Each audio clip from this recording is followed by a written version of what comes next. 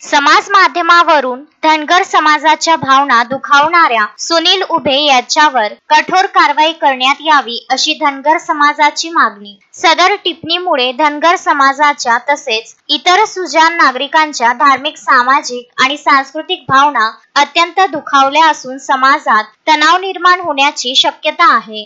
मातोश्री अहिल्यादेवी होळकर या भारताच्या इतिहासातील एक थोर समाज सुधारक आणि न्यायप्रिय राजमाता होत्या। त्यांच्या बाबत अशा प्रकारच्या अपमानजनक टिप्पण्या करणाऱ्या व्यक्तीविरोधात कठोर कायदेशीर कारवाई करणे अत्यंत आवश्यक आहे। यावर धनगर समाजाचे नेते दिलीप एडतकर काय म्हणाले बघूया।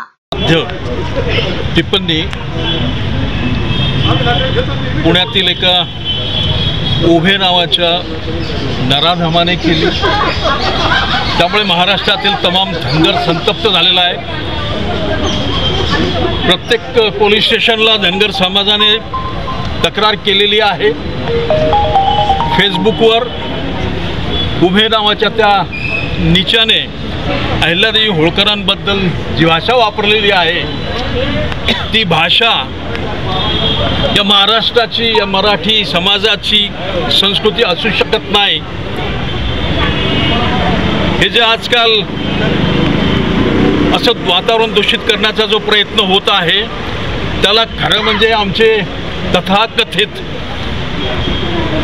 नेते, राज्य स्तरावरील पदाधिकारी, सत्तेच्या दालनात पहुडलेले राज्यपालासारखे जे लोक आहेत त्यांनी आमच्या महापुरुषांबद्दल अशीच भाषा वापरली।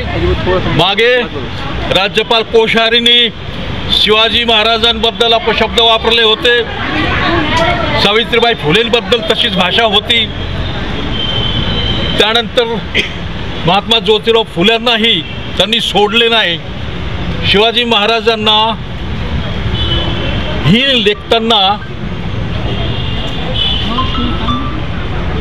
काही लोकांचं महिमंडन त्यांनी केलं। रामदास नसते तर शिवाजींना अर्थ नसता अशी भाषा राज्यपालासारख्या उच्चपदस्थ माणसाने वापरली आणि त्याचाच आदर्श घेऊन आता ही पिलावळ, ही कीटकं अशा प्रकारे आदर्शांना हीन लेखत आहेत।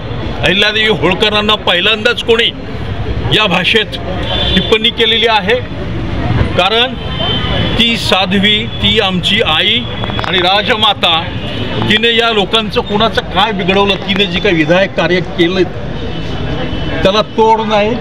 प्रत्येक घाटावर माणसाला माणसासारखी वागणूक मिळावी म्हणून अहिल्यादेवी तेव्हा राबल्या, पूर्ण सत्ता त्यांनी राबवली।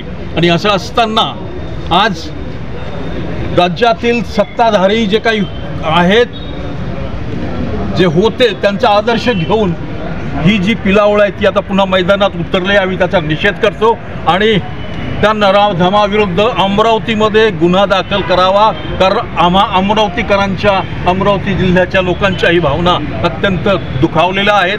आम्ही अवमानित झालोत, आम्ही अपमानित झालोत आणि म्हणून ताबडतोब इथेही गुन्हा दाखल करावा अशी आमची प्रशासनाकडे मागणी आहे। अर्चना राक्षे, विदर्भ न्यूज, अमरावती। प्रत्येक प्रजातीची फुलझाडे व फळझाडे मिळण्याचे विदर्भामधील एकमेव ठिकाण Gayatri nursery, Datta colony, Badnera road, Amravati.